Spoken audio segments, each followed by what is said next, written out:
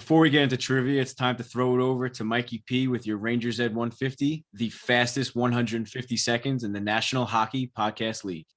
Ladies and gentlemen, welcome back to the Rangers Ed 150. Sorry for the 2-week absence. I was on vacation in Boston, saw a couple Bruins games, including the first regulation home loss at TD Garden to the Seattle Kraken. But lots has transpired since we last talked, so let's get right down to it. Out west in the Pacific Division, the race in this division has significantly picked up in the recent weeks. Vegas is still in first place, but the Golden Knights have looked a bit listless through their recent games. They've dropped ones to the Devils, Coyotes, Red Wings, and Oilers since we last talked, and they're hanging on to that first place spot by the skin of their teeth. LA is in second place, followed by the Kraken in third, and the surging Oilers in fourth place. Lots of talk about this being the year for the Oilers with their run of success in recent weeks, but hate to burst your bubble, Oilers fans, your goaltending is still too inconsistent to win. And when 65% of your team's total points are from your top 5 point scorers, it's unsustainable, and it's not a formula that's going to win you a Stanley Cup. If you're mediocre on the back end and teams have the capacity to limit your top line scoring, you're just not going to win a cup.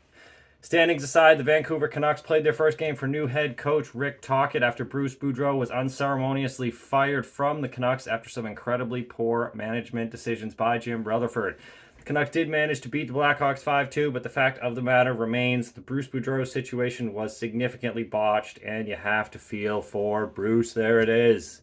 In the Central Division, the Stars continue to reign supreme in first place, but make no mistake, the Winnipeg Jets have caught Dallas and are only 1 point out of that first place spot. Dallas has stumbled a bit in the last couple weeks, dropping games to Buffalo, San Jose, Calgary, and the Rangers, while teams like the Avalanche and Wild seem to finally be putting it together. The Avs especially had it together in recent weeks. They're riding a 6-game win streak heading into Thursday night's clash against the struggling Ducks. Finally, of note in this division is the St. Louis Blues, who've activated Torrey Krug and Vladimir Tarasenko off long-term injured reserve, and have also announced that Ryan O'Reilly will be fit to play by the trade deadline, which puts this team in a very interesting situation as that date approaches. Back east in the Atlantic Division, no surprise, Boston is still holding on to that first place spot. After getting shut out by the Kraken 3-0 on January 12th, they have been on a 6-game heater. Seems strange to say this about this division, but it seems the playoff picture is all but locked up prior to the All-Star break, barring some monumental collapse by the Bruins.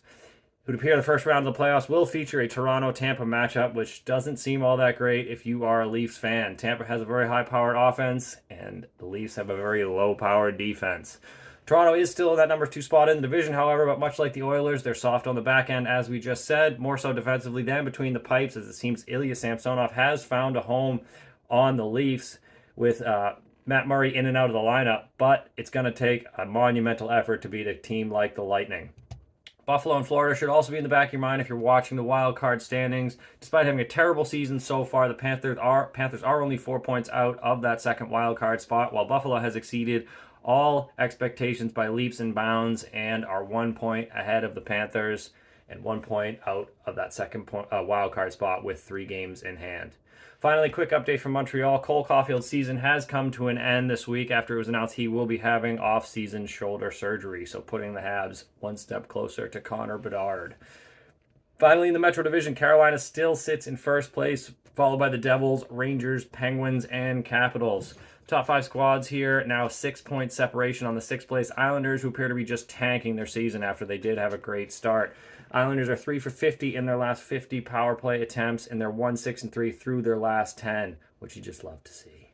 The Canes are still riding the three-headed monster between the pipes, with all aspects of their team firing on all cylinders. They're really going to need to pick a goaltender and go with them moving forward if they're going to make a deep run in the playoffs, as goaltending seems to be their only weak point, despite great performance from all 3 goalies. You just can't have a revolving door of goaltenders and expect consistency in the playoffs. After extremely poor run of play heading into the new year, the Devils have resumed their winning ways and are 8-1-1 through their last 10. They had a big win over the Golden Knights last night. That saw Dougie Hamilton put in the game-tying goal with 1:10 left in regulation and then pot the overtime winner to put the Devils up 3-2. A couple quick injury notes from this division. Firstly, it was good to see Chris Letang back in the lineup for the Pens last night after his second stroke and subsequent death of his father. After a crazy game, the Pens did pull out a 7-6 overtime win over the Panthers.